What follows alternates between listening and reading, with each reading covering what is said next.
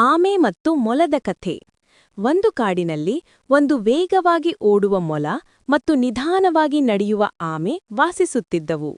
ಮೊಲ ತನ್ನ ವೇಗದ ಬಗ್ಗೆ ತುಂಬಾ ಗರ್ವಪಡುತ್ತಿತ್ತು. ಅದು ಯಾವಾಗಲೂ ನನ್ನಿಗಿಂತ ಬೇಗ ಓಡುವವರು ಯಾರೂ ಇಲ್ಲ ಎಂದು ಎಲ್ಲರಿಗೂ ಹೇಳುತ್ತಿತ್ತು.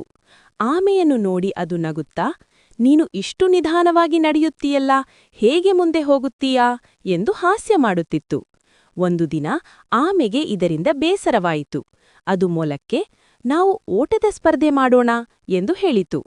ಮೊಲ ಅದನ್ನು ಕೇಳಿ ಜೋರಾಗಿ ನಗಿತು. ಆದರೂ ಸ್ಪರ್ಧೆಗೆ ಒಪ್ಪಿಕೊಂಡಿತು. ಕಾಡಿನ ಪ್ರಾಣಿಗಳು ಎಲ್ಲರೂ ಸೇರಿ ಸ್ಪರ್ಧೆಯ ಮಾರ್ಗವನ್ನು ನಿಗದಿಪಡಿಸಿದರು. ಸ್ಪರ್ಧೆ ಆರಂಭವಾಯಿತು. ಮೊಲ ತುಂಬಾ ವೇಗವಾಗಿ ಓಡಿತು ಮತ್ತು ಆಮೆ ನಿಧಾನವಾಗಿ ನಡೆಯಲು ಆರಂಭಿಸಿತು. ಸ್ವಲ್ಪ ದೂರ ಹೋಗಿ ಮೊಲ ಹಿಂದೆ ತಿರುಗಿ ನೋಡಿತು. ಆಮೆ ಬಹಳ ದೂರದಲ್ಲಿತ್ತು. ಆಮೆ ಇನ್ನು ಬಹಳ ದೂರದಲ್ಲಿದೆ, ನಾನು ಸ್ವಲ್ಪ ವಿಶ್ರಾಂತಿ ತೆಗೆದುಕೊಂಡರೂ ಸರಿಯೇ ಎಂದುಕೊಂಡು ಮೊಲ ಒಂದು ಮರದ ನೆರಳಿನಲ್ಲಿ ಮಲಗಿತು. ಆಮೆ ಮಾತ್ರ ನಿಲ್ಲದೆ ನಿಧಾನವಾಗಿ ಮುಂದುವರಿಯಿತು. ಅದು ಶ್ರಮವಿಲ್ಲದೆ ತನ್ನ ದಾರಿಯಲ್ಲಿ ನಡೆಯುತ್ತಲೇ ಇತ್ತು. ಕೊನೆಗೆ ಅದು ಗುರಿಯ ಬಳಿ ತಲುಪಿತು. ಆಗಲೇ ಮೊಲ ಎಚ್ಚರಗೊಂಡಿತು.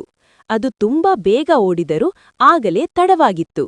ಆಮೆ ಗುರಿಯನ್ನು ತಲುಪಿ ಸ್ಪರ್ಧೆಯಲ್ಲಿ ಗೆದ್ದಿತು.